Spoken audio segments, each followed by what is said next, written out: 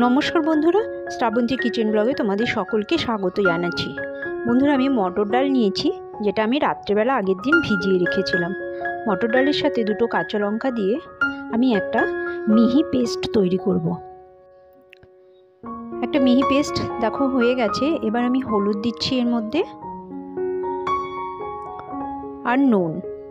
এর সাথে দিয়ে দিচ্ছি কিছুটা কালো জিরে, দিয়ে ভালো করে মেখে নেব। ডালটা কিন্তু একদম একটা মিহি পেস্ট তৈরি করতে হবে। ভালো করে মেখে নিয়ে কড়াইতে সর্ষের তেল গরম করে ছোট ছোট বড়ার আকারে ভেজে নেব।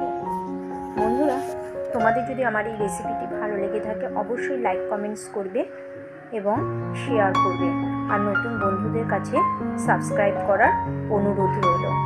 দেখো, আমি সর্ষের তেল খুব অল্প পরিমাণে নিয়েছি, তার মধ্যে একদম ছোট ছোট করে বড়ার আকারে ভেজে নেব। বড়াগুলো ভালো করে উল্টে পাল্টে নেব, বেশ কড়া করেই ভেজে নেব আমরা বড়াগুলোকে। দেখো, আমার বড়াগুলো প্রায় হয়ে এসছে, লাল লাল হয়ে গেছে। এবার আমি এগুলোকে একে একে তুলে নিচ্ছি। বন্ধুরা, আপনারা আমার চ্যানেলে নিরামিষ একসাথে একটা ভিডিওর মধ্যেই আপনারা 6টা রেসিপি পেয়ে যাবেন রান্নার। নিরামিষ তরকারি প্রতিদিন রুটি, লুচি, পরোটার সাথে খাওয়ার জন্য পেয়ে যাবেন। অফিসের নানান রকম খাবার বা সকালের ব্রেকফাস্টে, চটজলদি ব্রেকফাস্টের নানান রকম রেসিপি। দেখুন, এবার বড়াটা তুলে নিয়েছি, সেই তেলের মধ্যে দিয়ে দিলাম কালো জিরে, আর তার সাথে দিয়ে দেব তেজপাতা। আমি দুটো তেজপাতা ছিঁড়ে দিয়ে দিয়েছি। কালো জিরে আর তেজপাতাটা একটুখানি ভালো করে তেলের উপরে সাঁতলে নেব।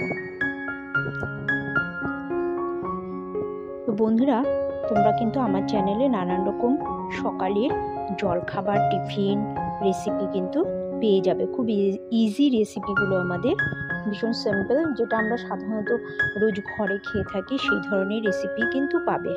দেখো, এবার তেলের মধ্যে দিয়ে দিচ্ছি লম্বা লম্বা করে কেটে রাখা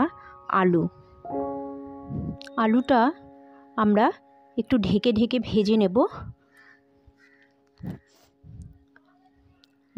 ঢেকে দেব বারবার করে, ঢেকে লাল করে আলুটা ভেজে নেব। ঢেকে ঢেকে দিলে তাহলে আলুটা সেদ্ধ হয়ে যাবে তাড়াতাড়ি। দেখো, আলুটা আমার লাল করে ভাজা হয়ে গেছে। আলুটা প্রায় হাফ সেদ্ধ হয়ে গেছে আমার। এরপর আমি এর মধ্যে দিয়ে দিচ্ছি, দেখো, একটু মোটা মোটা লম্বা লম্বা করে কেটে রাখা ঝিঙে পিসগুলো কিন্তু একটু বড়ই করেছি, কেননা ঝিঙে সেদ্ধ হয়ে গেলে কিন্তু আর বেশি সেদ্ধ হয়ে গেলে আর খুঁজে পাওয়া যায় না। তাই ঝিঙেগুলো আমি একটু মোটা মোটা করে কেটে নিয়েছি। আলু আর ঝিঙেটা ভালো করে মিশিয়ে নিচ্ছি। এবার একটু দিয়ে দিচ্ছি হলুদটা কিন্তু আমরা খুব ভালো করে মিশিয়ে নেব তরকারির সাথে নেড়ে চেড়ে। আলুটা আমাদের হাফ সেদ্ধই হয়েছিল, এখনও আবার হাফ সেদ্ধ হয়ে যাবে। দিয়ে দিচ্ছি আদা বেটে নিয়েছি, আদা দিয়ে দিলাম, আর তার সাথে দিয়ে দেব জিরে গুঁড়ো, ধনে গুঁড়ো,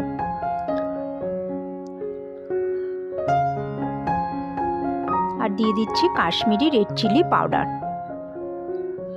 এবার সব কিছু আমরা খুব ভালো করে মিশিয়ে নেব। কাঁচা লঙ্কা চিড়ে দিচ্ছি, এর সাথে দিয়ে দিচ্ছি লবণটা অবশ্যই আপনারা বুঝে দেবেন স্বাদ মতো। লবণ দিয়ে ভালো করে আমরা তরকারিটা মিশিয়ে নেব।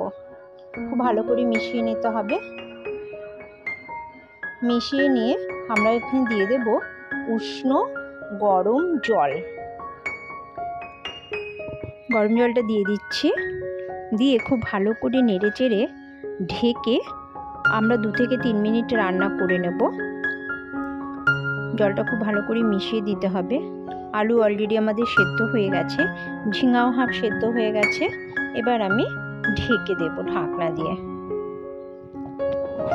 আমরা ঢেকে 2 থেকে 3 মিনিট রান্না করেছি, তারপর ঢাকনা তুলে নিয়েছি। দেখো, আমার তরকারিটা একদমই রেডি হয়ে গেছে।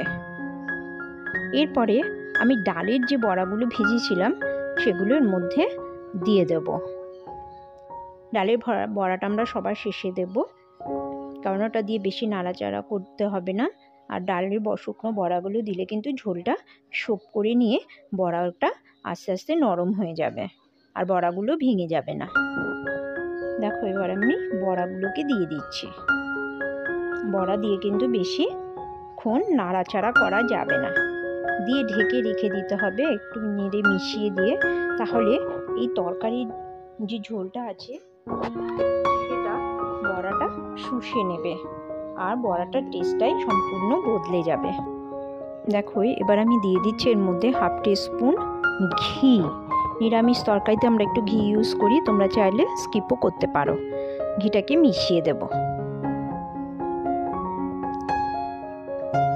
ঘিটা মিশিয়ে দিয়ে আবার ঢেকে 1 মিনিট রেখে দিলেই আমাদের রান্নাটা সম্পূর্ণ রেডি হয়ে যাবে। দেখো ঢেকে দিয়েছি, দেখো আমি ঢেকে দিয়েছি, এবার ঢাকনা তুলে ফিরে আসছি। দেখো তৈরি হয়ে গেছে আমাদের মটর ডালের বড়া দিয়ে সম্পূর্ণ নিরামিষ ঝিঙে আলুর তরকারি। তোমরা এটা কিন্তু রুটির সাথেও খেতে পারবে, পরোটা বা গরম ভাতেও খুব ভালো লাগবে। নিরামিষ দিনের জন্য কিন্তু এটা খুব ভালো। আর একটু গরম মশলা আমি অ্যাড করছি। গরম মশলা আমি শিলে বেটে নিয়েছি, তা অ্যাড করছি।